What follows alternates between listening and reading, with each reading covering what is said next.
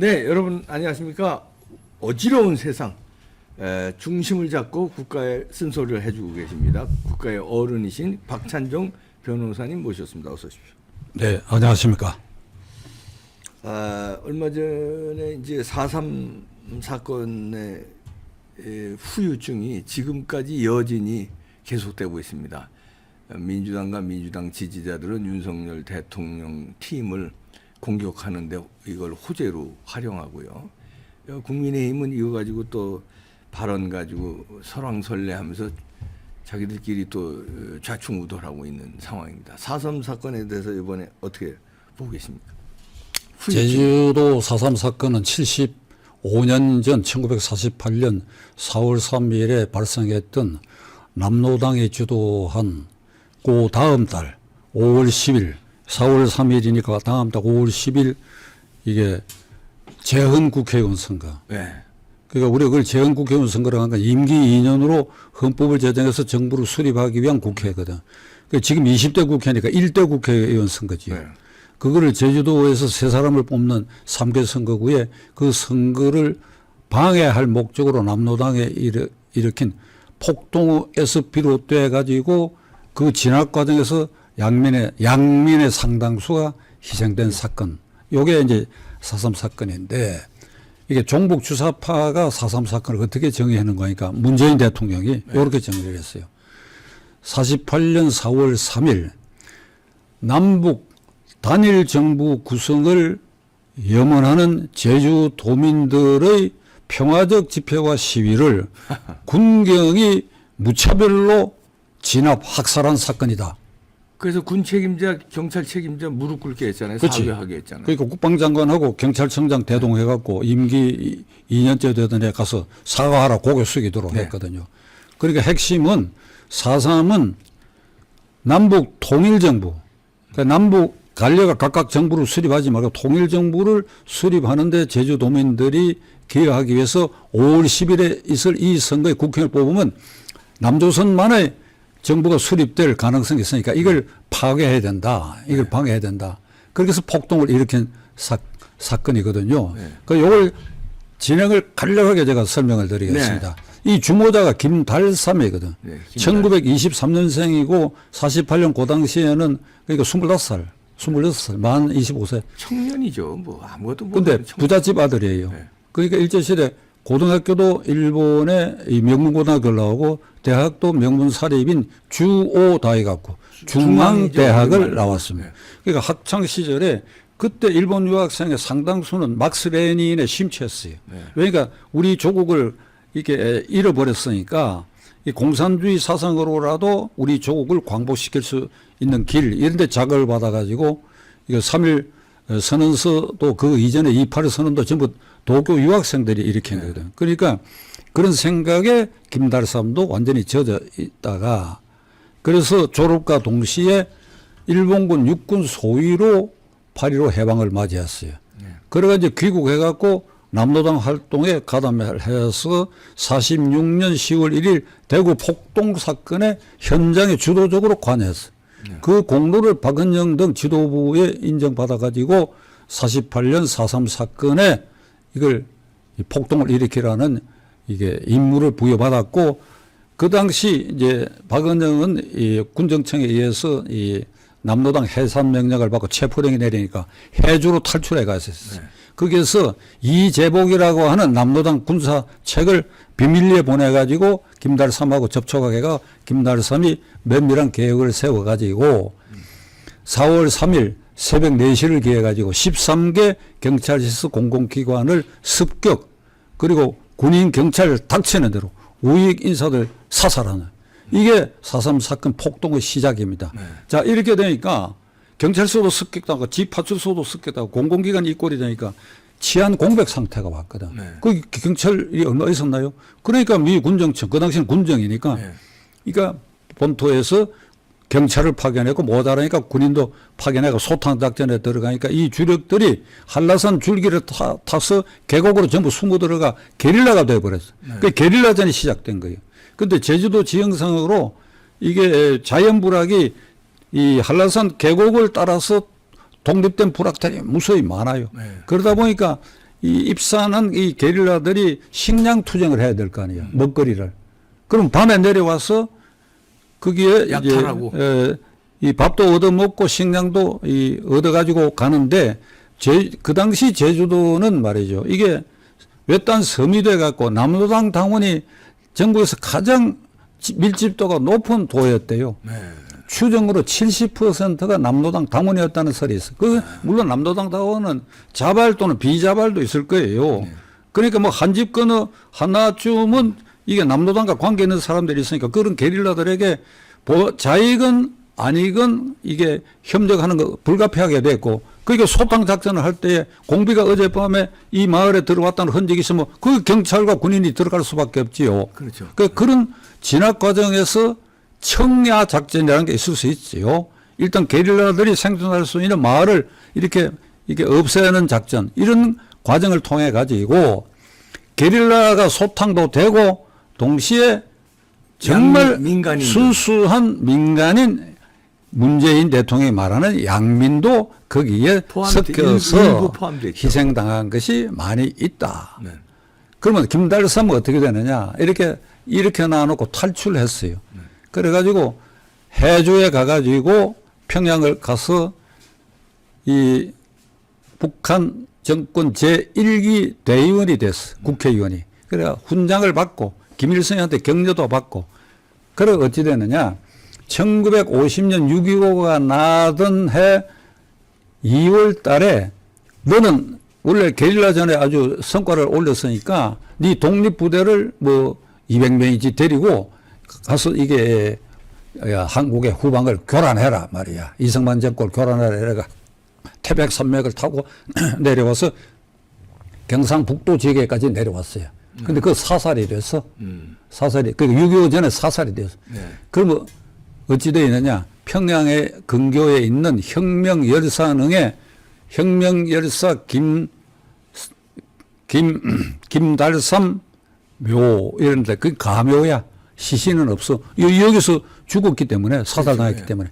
그래서 이 평양에서 칭송받는 사람이에요. 그러면 김달삼의 조명을 해서 보면 그 인생이라는 게 그게 28이나 이때 죽은 거거든요. 네. 부잣집 아들 태어나서 이론적 공산주의자가 됐지. 그 사람은 김일성주의자라고 나는 생각하지 않습니다. 자기가 이렇게 헌신해가지고 결과가 김일성 일가 세습 황제 체제가 됐다고 생각하면 그건 절대 이게 제주도 폭동 주동자가 안 됐을 거예요. 그 앞을 내다볼 수가 없으니까. 그러니까 이게 그렇죠. 참 비참한 최후를 맞이했다. 요게 이제 이 제주 4.3의 직접적인 과정이 되게. 네. 그러니까 문재인 대통령이 말하는 것처럼 남북 평화 통일을 기원하는 평화적 집회 시위를 군경이 무차별로 학살했다는 건 말이 안 되는 게 이미 그때는 우리는 48년 4월 3일에 제주 사건이 일어났지만 5월 10일 선거를 통해서 8월 15일 헌법을 만들라고 정부 수립됐는데 북한은 이미 김일성이를 괴로로 내세우고 정부 선포만 안 했지 이미 단독 정부 만들어 놨을 때예요. 그렇죠. 네.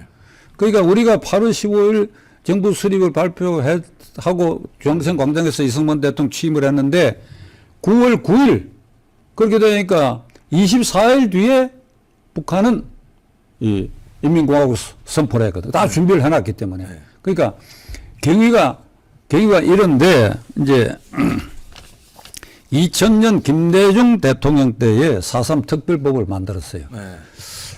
이걸 시청자 여러분들이 제가 이 특별법이 2000년에 제정돼 가지고 이게 4.3 사건이 뭔지 요 정의를 내린 게 있습니다. 네. 요거 내가 메모한 걸 보고 말씀드릴게요. 네. 1948년 4월 3일 발생한 소요 사태로 무력 충돌로 인해서 1954년 9월 21일까지 무력 충돌로 인한 이 피해를 양민들을 이게 위령하고 이게 손실을 보상하기 위한 이 법을 제정한다. 여기서 뭐가 구멍이 생겼는가 하니까 무력 충돌이라고 했어. 그러니까 이 무력과 저 무력이 충돌했는데 남로당 게릴라 무력과 대한민국 국군. 쪽의 군경과의 충돌인데 그냥 무력 충돌로 일어난 양민의 피해다. 그러니까 어느 편이냐 이 말이야. 어느 편. 애매모호하게 해놔 버렸네요. 애매모호한 게 아니라 구멍을 뻥 뚫어놨지 그러니까, 이게. 예. 그러니까 남부당이란 걸 싹 빼버리는 거니까. 예. 이게 전범이 돼. 이게 좌익들이 말하는 4.3 사건, 문재인 대통령이 그렇게 말한 그 전범이 이 특별법도 이렇게 돼 있어요. 네. 그런데 이게 그때 국민의힘당, 그때 아마 이름이 한나라당이었을 거예요. 이게 만장일치로 통과됐는데 참 지난 일이지만은 4.3 사건의 본질을 아는 내 입장에서 그때 국회의원이었더라면 글쎄 기권밖에 안 했을 것 같아. 그러니까 그 당시 야당인 한나라당도 제주 4.3 사건 양민 학살 사건이라고 하니까 그게 주눅이 들어가지고 그냥 이 법을 그냥 만장일치로 통과시켜 버렸단 말이에요. 지금까지도 국민의힘 주눅 들어 있어요. 거기에 4.3 사태에 대해서요. 자, 지금도요. 이 피해가 지금 이 대표 말한 대로 네. 태영호 의원이 전당대회 직전에 이게 제주 4.3 사건에서 북한의 지령에 의한 이게 폭동이다. 그건 내가 말한 거하고 그 뒤는 똑같아요. 네. 이랬더니 당 지도부가 정진석 비상대책위원장이 국민 정서에 어긋나는 발언을 하지 말라 이랬다고. 무슨 국민 정서? 국민 정서. 그러니까 쫄고 있는 거예요. 그 양민 학살이라는 그 저거에. 국민 정서는 양민 학살이다. 여기 법에 말하는 무력 충돌이다. 이 무력 저 무력 안 가리고 그냥 무력 충돌 과정에서 일어난 거. 근데 거기에 내가 알기로는 피해 보상에 군경은 빠져 있을 거예요. 예. 게릴라에 의해서 직접 사살을 당한 군경도 숱하게 많거든. 그렇죠. 근데 그러니까 이제 태영호 의원이 지도부가 그렇게 나오니까 약간 후퇴하는 발언을 했어요. 네. 후퇴하는 발언을 했는데 이번 4.3 사건 후에 김재원 최고위원이 무슨 말을 했는가 하니까 민주당이 이재명 대표가 그 내려가고 국회의원 수십 명이 따라가서 대변인 성명을 통해서 윤석열 대통령의 여기에 왜 참가하지 않느냐, 영령을 못 오가고 제주도민들을 못 오가는 일이다.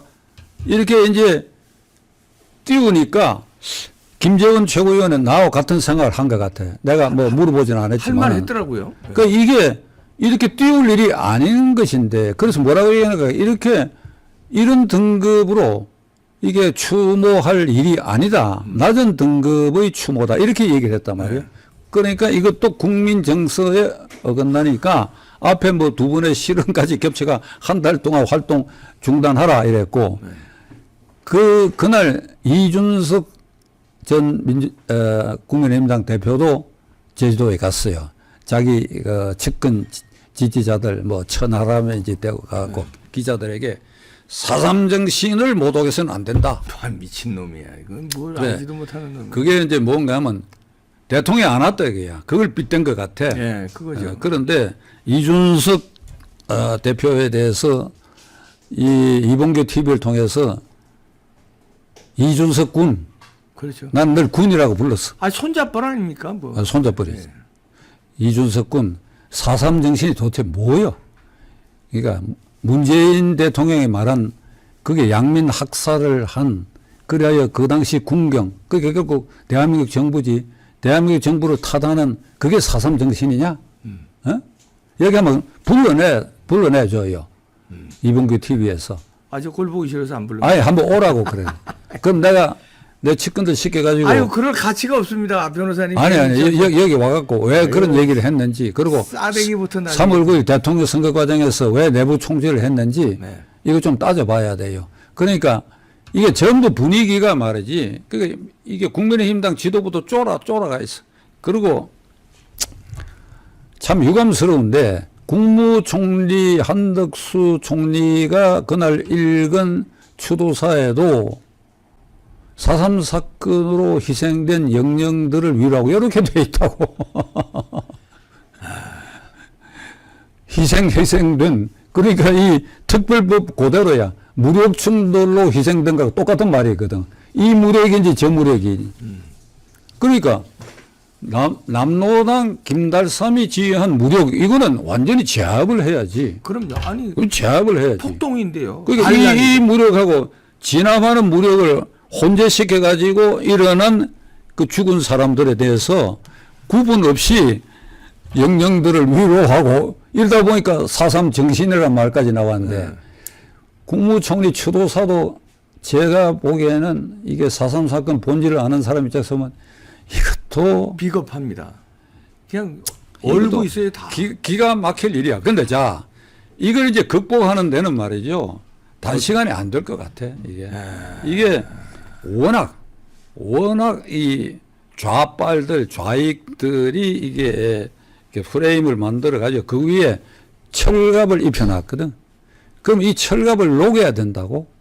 어느 세월에 녹여가지고 그 지실에 김달섬이 주도하는 폭동에 의해서 일어난 일, 그래야 진압군과 충돌한 것이다. 그러면 진압군에도 희생자가 있었다 이게요. 네. 그 이쪽도 희생자가 있었다 이게. 근데 정당한 것은 대한민국 권력인 이 진압군이다 이거야. 그렇죠. 그거. 이거를 갖다가 국가 수호 권력이잖아요. 국가 수호 권력을 학살군으로 명명해버려 좌익들이. 그러니까 이놈들 진짜. 이걸 녹여내는 데는 아까 말씀드린 지금 제주도 주민등록 인구가 내가 확실치 않은데 한 60만쯤 되는 걸로 알고 있는데 그 75년 전에는 한 그 절반밖에 안 될 겁니다. 30만. 그 제주도의 지형상 자연보락 단위로 이렇게 흩어져 있고 그게 동네마다 응집력이 있으니까 거의 집집마다 희생자가 나왔을 가능성이 있어요. 네. 그러니까 그런 제주도의 특성 때문에 그냥 뭉뚱그려 가지고 제주도민의 위령제다 이렇게 됐기 때문에 이 진실에 파고들어서 그래도 이걸 가려내야 된다 하는 거. 그럼요. 예. 김달섬이라고 실제 인물이 진두지휘한 것이 딱 기록상 나와 있는 걸 이걸 어떻게 파묻어 둘 수 있겠느냐. 네. 아, 100년 전쟁. 100년 전쟁이야. 저 좌파들이요. 네. 100년 전쟁의 프레임과 그 지네들의 그 역사 왜곡 그 프레임이 딱 있습니다. 그걸 가지고 지속적으로 전쟁을 하는데 우파가 지금까지 속수무책으로 지금 당하고 있는 거예요. 지금도 당하고 있습니다. 지금 국민의힘 지도부도요.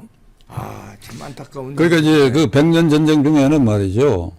100년이 앞으로 25년 남았으니까 이 진실을 밝히는 쪽이 반드시 밝혀야 될 거예요. 그렇죠. 좌익들은 이제 그런 생각인데 네. 제주 4.3 사건하고 6.25 전쟁은 북침이란 거. 네. 그다음에 이승만은 미국의 괴뢰라는 사실. 네. 이 두 가지 4.3 사건 세 가지인데 뭐 시간 관계상 네. 북침이 아니고 남침이란 거는 91년 구소련이 해체되고 난 다음에 거기 나왔잖아요, 크렘린국에 있던 모든 자료가 다 번역돼가 있어. 그러니까 이게 80년대 이영희 씨가 기자 출신 이영희 씨가 쓴 해방 전후사 인식 해전사 네. 그다음에 정한시대 논리 여기에 이게 91년에 해체되기 이전에 이게 좌파들의 일방적인 속설을 묶어 가지고 이게 4.3은 양민 학살 사건, 6.25는 북침, 이승만은 괴뢰 이렇게 해놨거든. 네. 그러니까 이게 이 세트로 이 문제에 대해서 이 진실을 밝혀야 된다. 네.